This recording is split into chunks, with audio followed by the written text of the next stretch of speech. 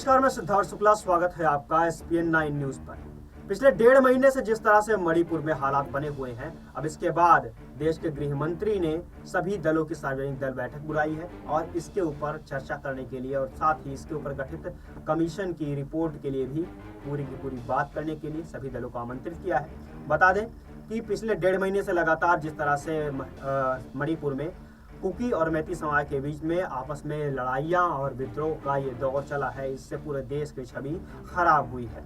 अब इसके बाद बता दें कि पुलिस और सुरक्षा बलों की लगातार कार्रवाई में, छापेमारी में अब तक 1095 हथियार बरामद हो चुके हैं। तो वहीं इसके साथ ही 1372 गोला बारूद और इसके अलावा 250 बम से अधिक बरामद हो चुके हैं। कुल मिलाकर के मणिपुर की हालत को बिगाड़ने में जिस तरह से उग्रवादी गिरोहों का बात सामने आई है, इसके अलावा जिस तरह से मणिपुर में हालत खराब हुए हैं, इसको लेकर के जब गृह मंत्री ने यह सार्वजनिक दल की बैठक बुलाई है तो उसमें कई सारे नेताओं ने इसको लेकर के अपने बयान रखे, इसको लेकर अपने बात रखी। इससे पहले भी अब कई सारे नेताओं ने प्रधानमंत्री नरेंद्र मोदी के ऊपर भी हमला साधा और 6 महीनों में यह आयोग अपनी रिपोर्ट देगी।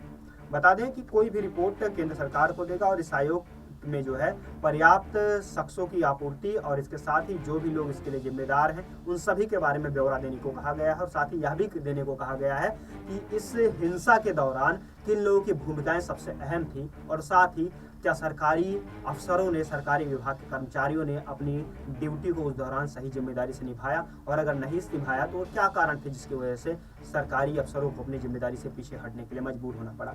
इन सभी के साथ ही शांति समिति का गठन भी किया गया है। जिस तरह से 29 मई से 1 जून तक के दौरे पर गृह मंत्री अमित शाह थे और इसके बाद उन्होंने शांति कमेटी की गठित कर दी थी और इसके बाद इस पूरी कमेटी की रिपोर्ट अभी तक आनी बाकी है और लगातार ये 6 महीनों में अपनी रिपोर्ट जांच के बाद जारी करेगी।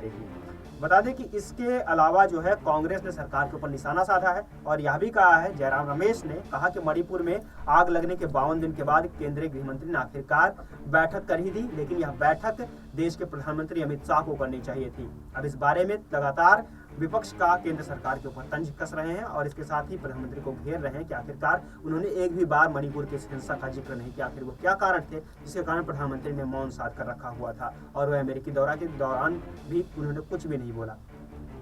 बता दें कि 2002 से 2017 के बीच 3 बार सीएम के रूप में शपथ लेने वाले कांग्रेस का प्रतिनिधित्व करेंगे। इसके अलावा एनसीपी के प्रमुख शरद पवार भी इस मीटिंग में शामिल नहीं हो पाए हैं, जबकि उनके पार्टी के 2 नेता भी इस मीटिंग में शामिल होंगे।